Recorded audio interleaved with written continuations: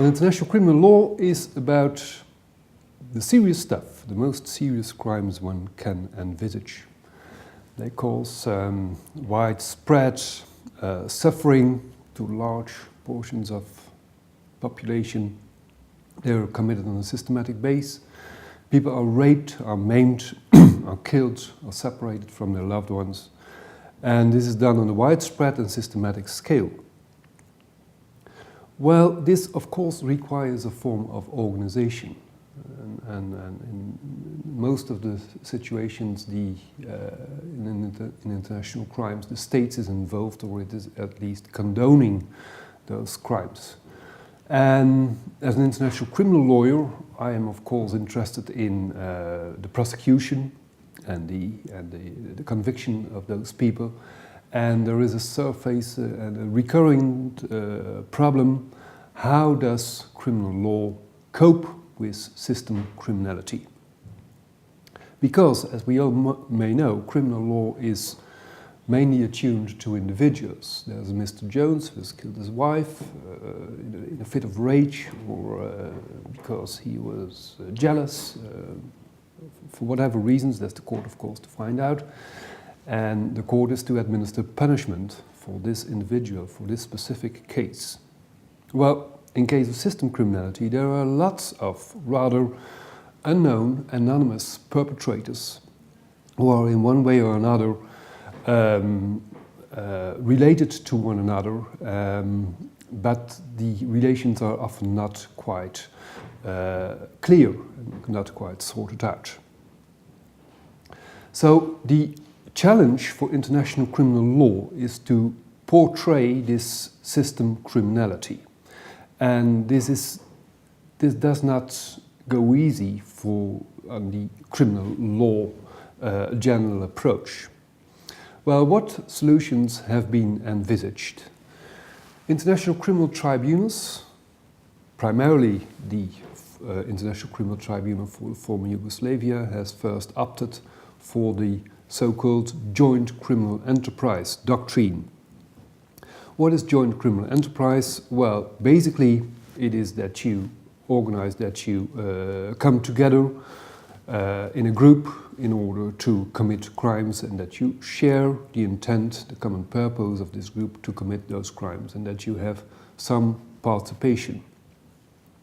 Joint criminal enterprise serves good purposes in case of, for instance, mob violence. Whenever you are joining a group and you're going to evict people from their homes, you shouldn't be surprised that it may lead to all kinds of violence, including rape or arson or pillage or something like this. And even if you do not contribute to those crimes itself directly, you may be held responsible. But I have done some research, and I think it's less adequate for large hierarchical organizations. Joint criminal enterprise is actually a rather unhappy marriage of two other concepts in common criminal law: conspiracy and complicity. And in conspiracy, well, the agreement between the conspirators is actually sufficient. It does not have to, the crime does not have to materialize. And in case of complicity, it is important that there is some kind of contribution. Well, both elements seem to evaporate in joint criminal enterprise doctrine. It is not necessary to prove beyond reasonable doubt whether there is an agreement between the people engaging in the joint criminal enterprise and what the participation, what the contribution exactly entails. So, joint criminal enterprise has been depicted as just convict everyone. So that's a bit of a pejorative qualification. Are there any alternatives? I think there are. One might consider, for instance, superior responsibility. That is the responsibility of a superior over the rank and file, over his subordinates. This is an adequate doctrine to prosecute the military commander, but not those at the top of the political hierarchy.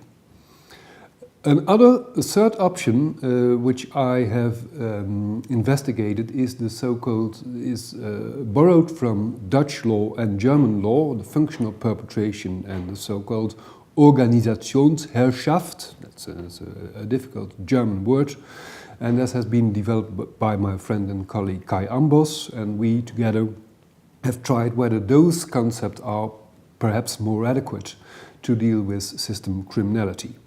What are the main features of those concepts? You have to have control over the crime, and the man at the top must have control over the entire organization. So he must be able to steer his underlings, his subordinates.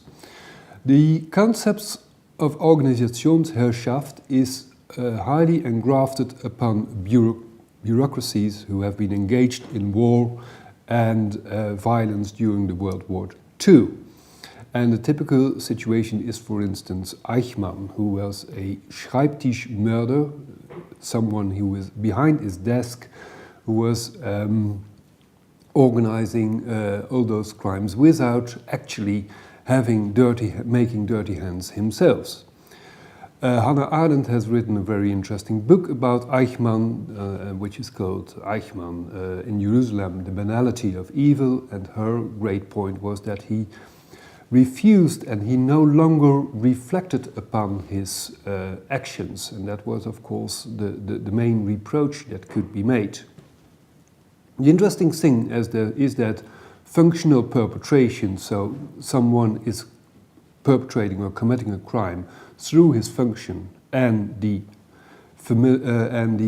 Aiken and the concept of Organisationsherrschaft have been applied by the International Criminal Court in a number of recent cases, for instance in the Bemba case and in the Katanga case by the pre-trial chamber. It is, I think, a more precise instrument because you can indicate that someone can steer his subordinates and that he can commit a crime by making use of other persons, by means of other persons. And then you can accommodate exactly how someone is committing a crime. That is, of course, from the point of explanation, it's a good idea to do this vis-à-vis the perpetrator, but it is also as a form of non-expression towards the general audience and the world community, a more precise way to indicate how people are involved in systematic criminality than other more free-roaming concepts like joint criminal enterprise.